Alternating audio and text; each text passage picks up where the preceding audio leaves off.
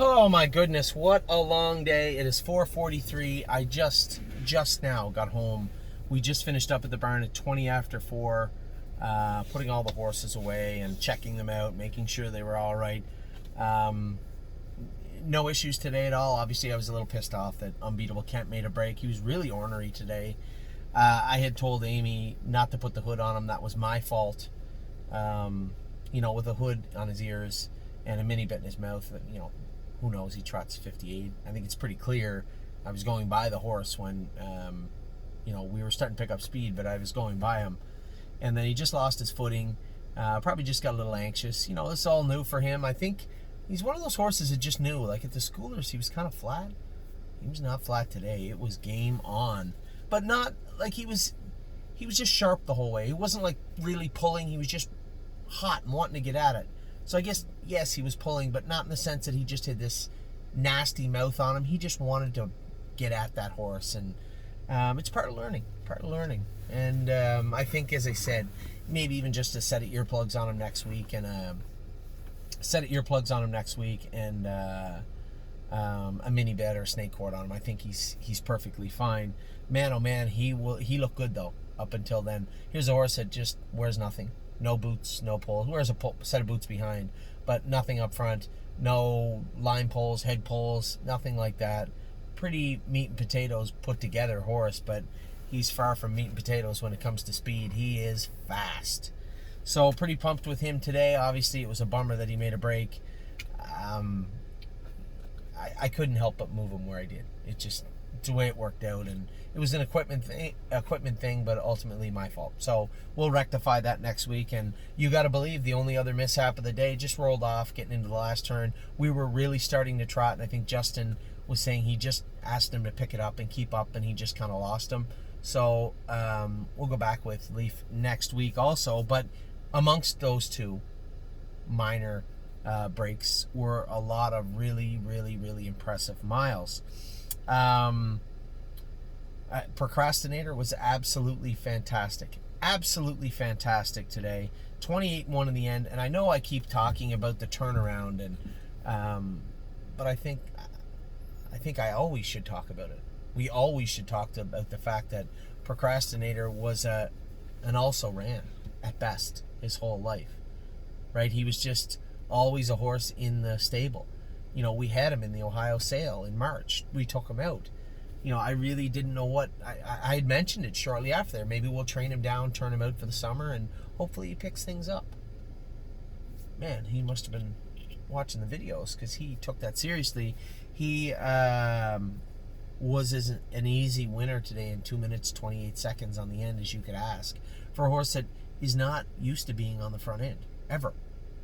You could tell. You had to pick at him. If you watch the video closely, just watch it in real-time speed and watch him in the first turn, how he dawdles through the turn. And then I got to pick at him, and he paces on. And then in the second turn, coming out of the second turn, I'm going to look around again and dawdle. And I got to pick at him again. Away he goes again.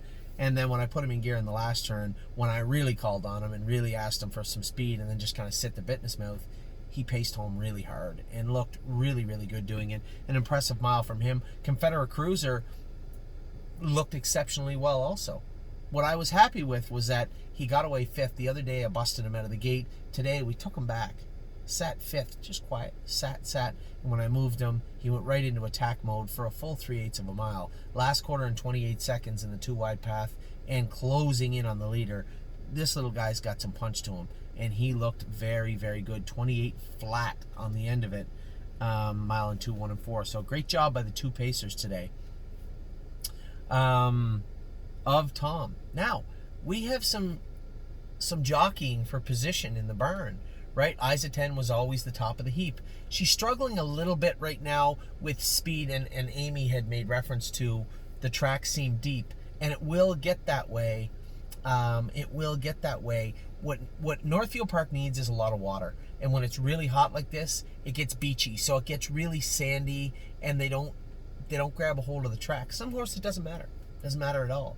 And then other horses like Isa 10, who have an open toe shoe up front to begin with, I could see how it could become a problem. I was happy with her tenacity today, happy with her speed today, but I believe she's frustrated. You could see how she was pulling on me. She wanted to attack. She wanted to fight. She's used to beating up horses, and now has to sit patiently and actually use the tools that we gave her all winter.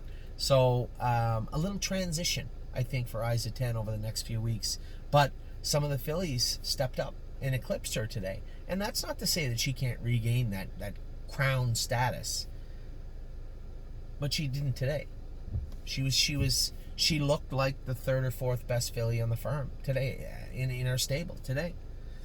Right? Of Tom. I told you guys how fast she was the other day. She's a giraffe. She doesn't have that sprint speed, but somehow figured out a way to sprint 28 and 4 on the end of it. 1 mile and 2-1 on a half-mile track. She was awesome. Very, very good. Right? It's a couple of the other fillies here. Purple Aura was incredible. Sweet on Pete was very good also. Bomb Hugger was good. Hill of Magic was good. Isa 10 was good. I was happy with everybody today. I wasn't disappointed with any horses. Yes, I know I saw LSL, who now is Prince Tab, try and pull up coming out of the turn and cheat a little bit. This is a horse that we almost didn't qualify this week. You know, what kind of state of mind was he in coming in? Physically, was he at 100%? He got a green light from the vet, but that doesn't mean he was 100%. I suspect he'll be better next week. Prairie Fire. I trained him in 2 minutes the other day. Now, he's got a heavy shoe and a long toe up front, and he touched his elbows today training. So, in a beautiful gait, he doesn't need all that weight anymore. Certainly doesn't need a 3 7/8 inch toe. 3 7/8. He doesn't need to be that long up front. Keep him at 49, 50. You know, 3 3/8. Probably after today. Put a full suede shoe on him. See how he is next week. There'll be no elbow action next week, and he'll be back to the horse I saw go. So let's get back to it. Of Tom, I thought I got there, but clearly in the video I didn't. She was a solid second. 28 and 4 in the end of it, 1 mile and 2-1. Very, very good looking mile from her. Man, you guys know what I'm talking about now. You can see the video, how she floats over the ground. Very few horses I've ever trained are as flawless and effortless at their job as Of Tom. Just a beautiful horse to sit behind. Rose Above It was lost first over. You could see I almost come out in front of him down the backstretch to cover him up, and I'm like, nah, I'm good right here. And he just green first over. Travis said he had to watch him in the turns. He thought the hobbles were a hair too long. I told everybody this is why we warm them up in the race bikes. So he went out with the jog cart and warmed him up, said he was awesome, but then you have to set the hobbles to his bike that he was using. So we'll come back with him next week. Spent looked a little flat on the end of it, and Chris said he was just touching himself in the straightaways. So a little tinkering to be done with Spent this week, but overall, I think 2-2 and 2, 29 and 4 on 2-2 and 2, 29 and 4 on the end of it is nothing to sneeze at for a colt. First time behind the gate officially on a half-mile track. Then Purple Aura come out, and Purple Aura was exceptional today. I went up to Luke before. I said, hey, I trained this filly in 2 minutes. She's a little grabby, trots the turns better than the straightaways, but she's doing good. Just make sure those hobbles are a little snug going on behind the gate. I looked over, they look perfect. She comes screaming off the car, no earplugs in. I said, oh man, she might be a little hot today. He said, no, she was grabby. He said, but she was good. She was just sharp. He said 29 and 4, half and 1-1, or 30, half and 1-1, whatever it was. 1 mile and 2 minutes and 4/5. And I caught up to him in the last turn with Sweet on Pete, and I said, I'm going to inhale him coming out of the turn. And I just started her up the inside, and Purple Aura took off again. So good for her. Very impressed with that filly. An impressive mile today from Purple Aura. That was a very, very good mile. Sweet on Pete. I told you guys, everybody out there saying, oh, she makes breaks, she rips shoes off, blah. Just relax. She's a 2-year-old trotting filly. Cut her some slack. It's a very, very nice filly. Did her work very, very well today. And keep in mind, I told you I trained Purple Aura in 2 minutes. She was ready for 2 minutes. Sweet on Pete had only been in 2.5. So this was her first fast mile. Good for her. And then Prairie Fire, as I said, more than enough excuses. 2-2 and 3, but he did his work. Didn't run. 29 and 4 on the end of it. Need to work on his front feet. Not a big deal. I just wouldn't let the blacksmiths shoe the horse the day before the race. There's nothing I hate more than that. Right? So it was after the first race, after he qualified. Now tomorrow. You can shoe the horse tomorrow, but you're not shoeing him yesterday. So Prairie Fire, I think, will come back with a big mile next week. Now in the next set, Massive Profits line might not be as flashy as Voyages or what Kemp was going to do or a couple other horses, make no mistake, this thing's a killer. I love Massive Profit. Luke said, Travis, he said, we were really trotting hard on the end of it when we came out of the last turn. He said, it just seemed like the closer that little filly got, the faster he went. It was just like he was toying with her. Here you go. And I said to Travis said, you pick at her. I said, yeah, you just snap her one on the tail and sit the bit in her mouth. She'll take off. But those horses there both have been in 59 and 2 minutes. I was super happy. I always love when you be able to back them up a little bit. So Massive Profit a winner, Bomb Hugger second. Hill of Magic again made a couple of breaks. Remember, she hadn't had the mile in 2 minutes or 2-1 these other horses did. She had been in 2-5 and 2-6. A good mile for her, 2-3 flat. And then Eyes of 10. What you're seeing is not a filly that can't go with these horses. Speed is never going to be a factor for Eyes of 10. Never going to be a problem ever in her life. Problem is she interferes a little bit, hits one knee, hits a jack behind. I think we're inching to where we need to be. You just saw an agitated, angry, frustrated filly today, but she did her work. I really fought with her to keep her back in fifth. I went to follow Travis. I could hear her picking at herself. I kept her together, ducked her down to the inside. She finished up strong. They all did in that set. But what you're looking at is not a filly that can't catch them. It's just a filly that is frustrated with interfering right now. We'll get that settled. We'll get that fixed away. Can we do it by July 2nd? Maybe not. Doesn't mean that she won't have a good summer, but can she kick off the summer with a July 2nd start in the next generation? I don't know. She's going to tell us soon enough. So the good news is we have a whole bucket full of fillies that can fly, and I couldn't be happier. I mean, I'm looking at it. Here's our fillies that went today, right? Today, of Tom, 2-1, 28 and 4.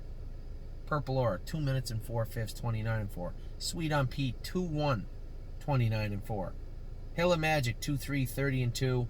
Eyes of 10, 2-3, 29 and 3. Did I miss one? No, that was it for today. So a big show. I thought we had 6. What's the other filly at? Anyway, a big showing today from our fillies for sure. Trotting colts were exceptional. We'll get to one that looked very good today. Prairie Fire looked very good in his own right today. Granite Hill, 2-5 and 3. So the next set to go out was Matt's MVP. Looked good, made that big sweeping move at the quarter pole, and fought on to win the set, to win the qualifier. And Travis said, I just didn't want to double him up. I said, you did the right thing. He's going to fight with you. Just file him right. Away you go. Matt's MVP was very good. Horse that surprised the hell out of me. All these shoeing changes, we are inching away, and some horses were okay, some weren't. Some were getting better. Hope's Reprise, or Harlan, as we know him. 2-2 and 3, 29 and 3. I could have won the qualifier, but he's made breaks at the wire. Remember, training down? He has never trotted a mile better in his life than he did today. Both on paper, but the way he did it, safe. He was exceptionally good. I was extremely impressed with I guess I'm always going to lean towards Harlan for a while. Hope's Reprise was very good. And then Prince Tab, LSL, he blew the turn, right? He could do his work a little bit better, but he needs about 60 pounds of weight. He needs to look better. He's certainly not 100%. He was qualifiable, and he moved him out of the 2-hole because he was on the left line a little bit, which is the opposite of what he's usually on the left line a little bit. And he said he just was going to let him grind up alongside Travis and sit there. And instead he kind of drifted out, and Harlan near got the pair of them. And then Granite Hill, told you it would take me to June. We got him qualified, 2:05 and 3. Was he great? No, he was not great, but he was okay. Now we got to move to better and good and hopefully great, but it's going to take a long time. This is going to be a process with old Granite. The thing about Granite Hill is he's not interfering, he's not hitting, so it's not the same thing we went through with other horses in the past where, we're going to try and give them time to fill out and not hit. He's not hitting at all. Picking a little bit behind, lots of horses do. He just needs stronger stifles, and he's getting there. Much better horse today. And then obviously I talked about how miffed I was over the whole Kemp ordeal. That was on me. No problem. We can rectify that next week. But man, oh man, he looked exceptionally good. And then a horse that I waited all day for, and I don't care how hot it was or if there's a chance of rain, I was going with Voyage of Ice and Fire. I love this horse. And I think we can make some changes too. One, he needs shod badly. Two, he felt like he could go with a longer hobble today, so that's super. Now, I got away in the 2-hole, and he's always a little shy getting up tight on people, right? He doesn't always bounce right up on top of their back. He just like that, right? He shied away from whips, so he doesn't, he lets off if he can. And I had to keep on him, but we got to head of lane. I kicked the earplugs out. He exploded forward, a big last eighth from those two trotters, and he got up and won in 2 minutes and 4/5, come 29 flat, but looked very, very good. Listen, we had an exceptional grouping of 2-year-olds today, and we got a lot of nice horses going tomorrow also.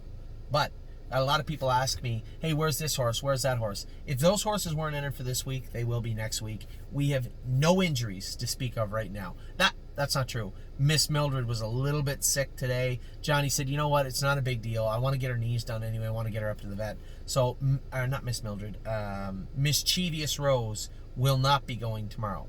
Not a big deal. It's not an injury, maintenance, and obviously she was a little bit sick. So he said, maybe not tomorrow. But every other horse we have, there's no injuries to talk about. If they're not in to go tomorrow, they'll be in to go next week. Harry had 2 or 3 that he wanted to wait with.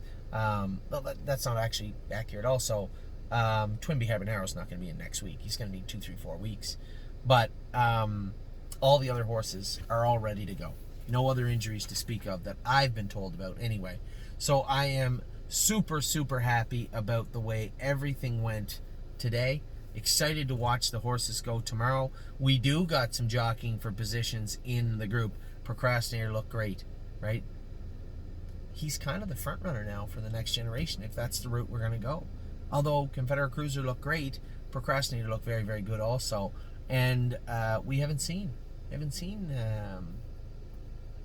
Luck of the Dragon yet. We'll maybe see him next week. Might be have to wait till the week after, but we'll wait. This is going to come down to the wire for us. As I said, Cruiser was great. In the filly division, we're loaded with fillies. Of Tom, Purple Aura, Sweet on Pete, Hill of Magic, Eyes of 10. These fillies are all here. They're all still going. Impressed. Very, very happy with what I've seen from the filly side. Those are 5 sire stake fillies, historically speaking. I can't speak about how well the horses in Scioto or everybody else's fillies are in Ohio. The ones we went with today, they certainly all felt like sire stake horses to me. Now, if we don't see the progression from an Eyes of 10 over the next 30 days, I'd have no problem starting her in the Buckeye. None at all. Got to keep this filly's confidence up. She's in a position right now, she's a little vulnerable. She's a little self-conscious at the track. Just need to keep her confidence up. And we'll do that in any way we can. So we have the fillies. The Colts, I think, is wrapped up. I know I like Prairie Fire, and our boy is qualifying tomorrow at Mohawk, Slim Jimmy, but I don't really know if they want any piece of Voyage of Ice and Fire. So as things get closer to July 2nd, I would say the least likely of any changes would be the trotting colt division. I think Voyage has all but sewed that up. On the filly side, it's still wide open, and on the pacing colt side, you tell me. I mean, we haven't seen the Dragon Colt go yet, but we'll see soon enough. So today, a huge uplifting day. Horses that maybe caught my eye. I've seen Procrastinator go the last month, so I wasn't surprised, but he was all business day. That's a professional animal. Cruiser was good. Of Tom looked fantastic. I'm only talking about the ones that look fantastic. Purple Aura, Sweet on Pete, both look fantastic. Bomb Hugger, Massive Profit, both look fantastic. Matt's MVP, Hope's Reprise, both look good. Didn't look fantastic, they look good. Good. Unbeatable Kemp would have been exceptionally good today. Above fantastic today. But he made a break. We'll come back with him next week. And obviously, Voyage of Ice and Fire, most definitely fantastic today. So a great day, right? 19 of 21. We did go to qualify Holy Chick. She qualified well, but she did interfere again, hitting that jack. I don't think there's anything more I can do on this end. We've tried multiple shoeing changes. We gave her the time to get over it. She wants to do it. She's a killer. She just wants to do her work all the time. But we can't race her with her maul and her jack like that. It just makes no sense. Better to maybe look for another spot for this filly and maybe sell her. And if somebody wants to give her time, wait till the fall to race her, or race her in a slower setting. You know, she can't win the maiden at Ohio, Scioto. Fair track's going to be difficult for her to get around. Kind of handcuffed in that situation. So I really hope this filly would come out today and qualify the way she did without interfering badly, but that didn't happen. So probably going to put Chick up for sale. There's not much we can do about it. We've done the best we can, but at the end of the day, we're at the point of the year now. It's June. It's right smack dab in the middle of the year. Stake season is here. Stake season is starting. Which horses are going to do this summer and which are not? I think when you look at the horses we sold, it's not that shocking. So likely what you'll see is Holy Chick. I'm going to look at her lag tomorrow and see how it is. But you'll likely see Holy Chick go up for sale over the next few days, next week, and we'll probably move her. So that is it. That's a wrap on an exceptional day here from Cleveland, Ohio. Can't wait tomorrow. We don't have any to jog on our side. I'm going to get some popcorn maybe and watch the babies go in Ontario. Very, very happy. Very, very happy, especially after the day we had yesterday. I don't want to talk about it ever again, but very happy with the way things look heading into the summer 2021. So we'll talk to you all very, very soon. I hope you had a great day. Hope your day was as good as ours was, because ours was exceptional. Take care.